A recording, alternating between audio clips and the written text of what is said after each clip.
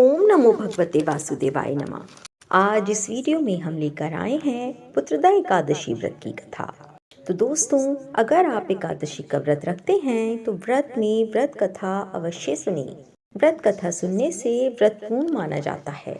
अब व्रत कथा न सुनने से आपको व्रत का पूर्ण फल नहीं मिलता है। तो आइए कथा को प्रारंभ करते हैं। बोलिए गणेश भगवान की जय, विष्णु भगवान की जय, माता लक्ष्मी की जय। श्री युधिष्ठिर कहने लगे कि हे भगवान, मैंने श्रावण माह के कृष्ण पक्ष की कामिका एकादशी का सविस्तार वर्णन सुना। अब आप मुझे श्रावण शुक्ल एकादशी का क्या नाम है, व्रत करने की विधि तथा इसका महात्म्य क्या है, कृपा करके बताइए। मधुसूदन कहने लगे कि इस एकादशी का नाम पुत्रदा एकादशी है। इस एकादशी को पवित्रा एकादशी भी कहा जाता है। पुत्रदा एकादशी व्रत करने वाले व्यक्ति को पूजा के बाद पुत्रदा एकादशी व्रत की कथा जरूर सुननी चाहिए। ऐसा करने से व्रत पूर्ण होता है और सारी मनोकामनाएं पूरी होती हैं। अब आप शांति पूर्वक इसकी कथा सुनिए। इसके सुनने मात्र से ही वाजपेयी यज्ञ का फल मिल जाता है।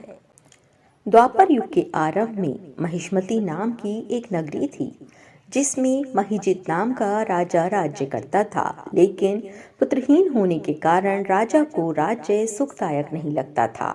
उसका मानना था कि जिसके संतान ना हो उसके लिए ये लोक और परलोक दोनों ही दुखदायक होते हैं।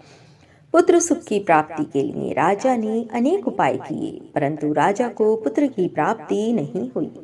वृद्धावस्था आती देखकर राजा ने प्रजा के प्रतिनिधियों को बुलाया और कहा, हे प्रजाजनों, मेरे खजाने में अन्याय से उपार्जन किया हुआ धन नहीं है।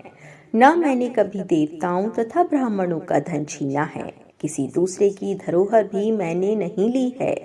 प्रजा को पुत्र के समान पालता रहा।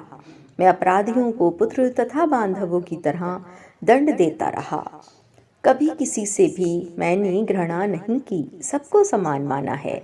सज्जनों की सदा पूजा करता हूँ। इस प्रकार धर्मयुक्त राज्य करते हुए भी मेरे पुत्र नहीं है, सो मैं अत्यंत दुख पा रहा हूँ। इसका क्या कारण है?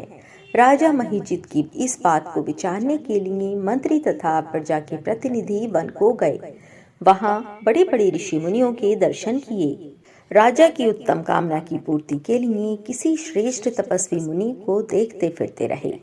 एक आश्रम में उन्होंने एक अत्यंत वयोवृद्ध धर्म के ज्ञाता बड़े तपस्वी परमात्मा में मन लगाए हुए निराहार जितेंद्रिय जितात्मा जित क्रोध सनातन धर्म के गुण तत्वों को जानने वाले समस्त शास्त्रों के ज्ञाता महात्मा लोमश मुनि को देखा, जिनका कल्प के व्यतीत होने पर एक रोम गिरता था। सबने जाकर ऋषि को प्रणाम किया। उन लोगों को देखकर मुनि ने पूछा कि आप लोग किस कारण से आए हैं। निसंदेह मैं आप लोगों का हित करूंगा। मेरा जन्म केवल दूसरों के उपकार के लिए हुआ है, इसमें संदेह मत करो। लोमश ऋषि के ऐसे वचन सुनकर सब लोग बोले, हे महर्षि, आप हमारी बात जानने में ब्रह्मा जी से भी अधिक समर्थ हैं, अतः आप हमारे इस संदेह को दूर कीजिए। महिष्मतीपुरी का धर्मात्मा राजा महिजित प्रजा का पुत्र के समान पालन करता है, फिर भी वह पुत्रहीन होने के कारण दुखी है। उन लोगों ने आगे कहा कि हम लोग उसकी प्रजा हैं, अतः उसके दुख से हम भी दुखी हैं। आपके दर्शन से हमें पूर्ण विश्वास है कि हमारा ये संकट अवश्य दूर हो जाएगा, क्योंकि महान पुरुषों के दर्शन मात्र से अनेक कष्ट दूर हो जाते हैं। अब आप कृपा करके राजा के पुत्र होने का उपाय बतलाएं। ये वार्ता सुनकर ऋषि ने थोड़ी देर के लिए नेत्र बंद किए और राजा के पूर्व जन्म का वृत्तांत जानकर कहने लगे कि ये राजा पूर्व जन्म में एक निर्धन वैश्य था। निर्धन होने के कारण इसने कई बुरे कर्म किए। ये एक गांव से दूसरे गांव व्यापार करने जाया करता था। एक समय ज्येष्ठ मास के शुक्ल पक्ष की द्वादशी के दिन मध्याह्न के समय जबकि वह 2 दिन से भूखा प्यासा था, एक जलाशय पर जल पीने गया। उसी स्थान पर एक तत्काल की ब्याही हुई प्यासी गौ जल पी रही थी। राजा ने उस प्यासी गाय को जल पीते हुए हटा दिया और स्वयं जल पीने लगा। इसलिए राजा को ये दुख सहना पड़ा। एकादशी के दिन भूखा रहने से वह राजा हुआ और प्यासी गौ को जल पीते हुए हटाने के कारण पुत्र वियोग का दुख सहना पड़ रहा है। ऐसा सुनकर सब लोग कहने लगे, हे ऋषि, शास्त्रों में पापों का प्रायश्चित भी लिखा है, अतः जिस प्रकार राजा का ये पाप नष्ट हो जाए, आप ऐसा उपाय बताइए। लोमश मुनि कहने लगे कि श्रावण शुक्ल पक्ष की एकादशी को, जिसे पुत्रदा एकादशी भी कहते हैं, तुम सब लोग व्रत करो और रात्रि को जागरण करो, तो इससे राजा का ये पूर्व जन्म का पाप अवश्य नष्ट हो जाएगा। साथ ही राजा को पुत्र की अवश्य ही प्राप्ति होगी। लोमश मुनि के ऐसे वचन सुनकर मंत्रियों सहित सारी प्रजा नगर को वापस लौट आई और जब श्रावण शुक्ल एकादशी आई तो ऋषि के आज्ञा अनुसार सबने पुत्रदा एकादशी का व्रत और जागरण किया।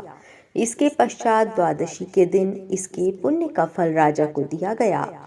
उस पुण्य के प्रभाव से रानी ने गर्भ धारण किया और प्रसव काल समाप्त होने पर उसके एक बड़ा तेजस्वी पुत्र उत्पन्न हुआ। इसलिए हे राजन, इस श्रावण शुक्ल एकादशी का नाम पुत्रदा एकादशी पड़ा। अतः संतान सुख की इच्छा हासिल करने वाले इस व्रत को अवश्य करें। इसके महात्म्य को सुनने से मनुष्य सब पापों से मुक्त हो जाता है और इस लोक में संतान सुख भोग कर परलोक में स्वर्ग को प्राप्त होता है। बोलिए विष्णु भगवान की जय, लक्ष्मी माता की जय। दोस्तों, अगर आपको हमारी कहानी पसंद आई हो तो आप वीडियो को लाइक करें, शेयर करें और चैनल को सब्सक्राइब करें। राधे राधे।